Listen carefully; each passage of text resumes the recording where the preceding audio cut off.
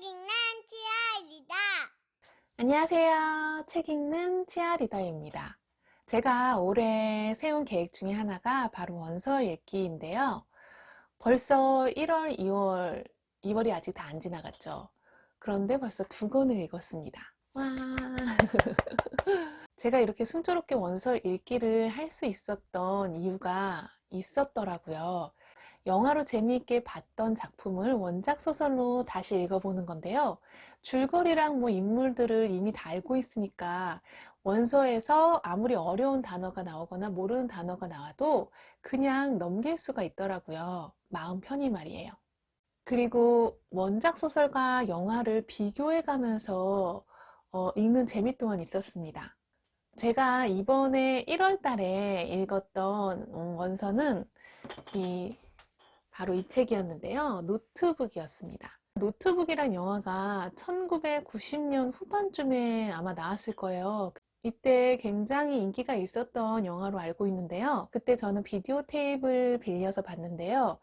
좀 어려서 그런지 그때는 이 영화가 그렇게 재미있게 다가오진 않았어요. 그런데 세월이 이렇게 한참 흘러서 제가 결혼을 하고 아이를 낳고 다시 이 영화를 보게 됐는데 그 느낌이 전혀 다르더라고요. 굉장히 재미있게 봤고 또 깊이 있게 다가왔습니다. 그래서 원작 소설을 읽고 싶다는 그런 마음이 들었어요. 이 영화의 내용은 다 아시죠? 남자 주인공 노아와 여자 주인공 엘리의 사랑 이야기인데요. 이 이야기는 실화입니다. 영화와 원작 소설의 큰 맥은 그렇게 다르지 않아요. 그런데 영화에서는 좀 극적인 부분과 드라마틱한 부분을 많이 연출했다면 원작 소설에서는 이 두 주인공의 심리 묘사를 굉장히 자세하게 했다는 거예요. 원작 소설과 영화의 첫 부분은 되게 비슷합니다. 노부부가 된 노아와 엘리가 요양원에서 함께 지내고 있는데요. 엘리는 안타깝게도 치매에 걸렸습니다. 그래서 노아를 알아보지도 못해요. 그런 엘리를 보면서 노아는 자신들의 러브 스토리를 엘리에게 매일매일 읽어줍니다. 노아와 엘리는 학창 시절에 여름방학에 잠시 만나서 불같은 사랑을 나누다가 헤어지게 되잖아요. 그 후 10년쯤 세월이 흘러서 노아가 재건축을 한 저택에 엘리가 찾아가게 됩니다. 원작 소설은 거기서부터 이제 본론이 시작됩니다. 엘리가 노아를 찾아간 그 며칠 동안을 굉장히 자세하게 이야기해 주는데요. 영화에서 혹시 기억나시나요? 노아 엘리가 배를 타고 백종가 오리인가 많이 떠있는 그런 강가에 배를 타고 나가게 되잖아요. 그리고 갑자기 태풍이 몰아치고 비가 막 쏟아지면서 둘의 극적인 화해가 연출이 되는데 원작 소설에서는 그렇게 극적인 부분은 없어요. 영화에서는 그들의 속마음을 들을 수가 없잖아요. 근데 원작 소설에서 그들의 속마음들을 다 이야기해 주니까 그 영화에서의 영상과 원작 소설의 그 주인공들의 심리 묘사가 합쳐지니까 이야기가 너무 풍성해지는 거예요. 그래서 저는 개인적으로 너무너무 재미있게 이 원작 소설을 읽었습니다. 이미 약혼자가 있었던 엘리는 노아한테 자꾸 흔들리게 되고 노아는 또 엘리를 그 붙잡고 싶은 그 간절함에 자신의 사랑을 자꾸자꾸 보여주게 돼요. 여러분도 재미있게 봤던 영화의 원작 소설을 한번 찾아서 읽어보세요. 또 다른 재미를 느끼실 수 있으실 거예요. 제가 원서를 재미있게 읽었던 또 하나의 이유는 바로 쉬운 로맨스 소설을 읽었다는 거예요. 사실 다른 장르들은 줄거리가 굉장히 복잡하고 또 어려운 어휘들도 굉장히 많이 나오잖아요.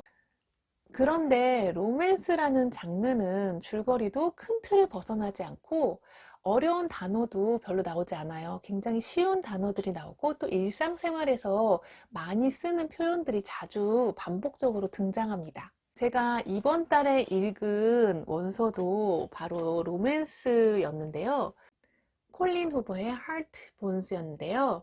콜린 후버는 로맨스 작가입니다. 제가 이 작가의 다른 작품들도 몇 권 봤었는데 It Ends With Us나 슬램드도 역시 로맨스였어요. 이 책의 줄거리를 간단히 말씀드리면 마약 중독자인 엄마가 갑자기 세상을 떠나자 자신의 집 트레일러에서 쫓겨나게 된 예비 대학생 비아는 연락도 잘 하지 않았던 자신의 친아버지에게 도움을 요청하게 됩니다. 대학교에 들어갈 때까지만 아버지의 집에 잠깐 머물려고 하는데요. 서로 연락이 뜸했던 그 기간에 아버지는 재혼을 하게 되었습니다. 새 엄마에게는 사라라는 대학생 딸이 있었는데요. 새엄마가 소유한 여름 별장에서 아버지의 가족들과 함께 지내게 됩니다. 여름을 그곳 별장에서 지내는 동안 이웃에 사는 삼손을 알게 되고 그와 사랑에 빠지게 되면서 그녀는 자신을 찾아가게 됩니다.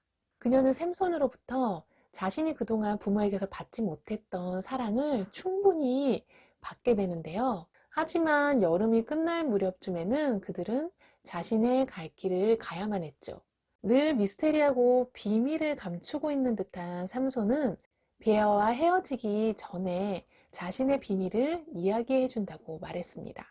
미스테리한 삼손과 그녀의 사랑 이야기도 재미있고 또 그의 비밀은 무엇일까가 굉장히 궁금해서 되게 재미있게 읽어나가게 돼요.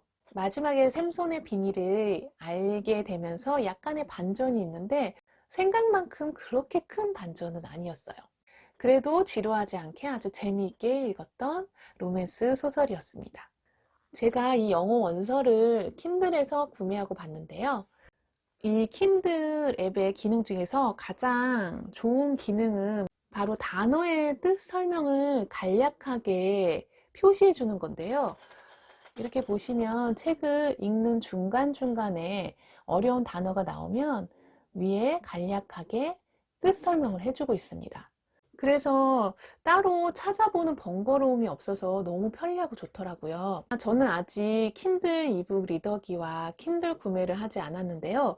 킨들 구독을 하게 되면 한 달에 10불 정도 결제를 하시면 무제한으로 원서를 읽을 수 있습니다. 그런데 저는 한 달에 한 권이나 뭐 많으면 2권 정도 읽기 때문에 그게 그렇게 혜택으로 다가오지 않더라고요. 그래서 저는 읽고 싶은 책들을 킨들 위시 리스트에다가 담아두고 그리고 그때마다 한 권씩 구매해서 읽고 있습니다.